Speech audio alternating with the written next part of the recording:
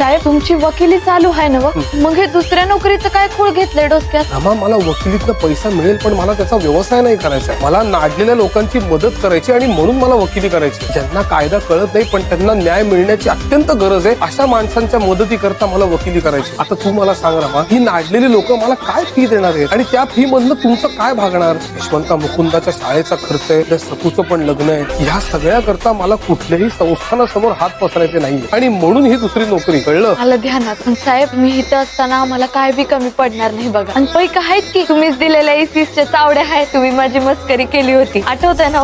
आठवतंय तर. अगं मी तुला ते पैसे बांगड्या करण्यासाठी दिले होते. कुठे बांगड्या? बांगड्या नाही केल्यात अजून, पण पैक जपून ठेवलं. का? बांगड्या काय करन व, पण नुसतं बांगड्यांवर भागायचं नाही बरं का. म्हणजे तुझं अजून काही मागणं आहेच का? पण मला परवडेल असं माग.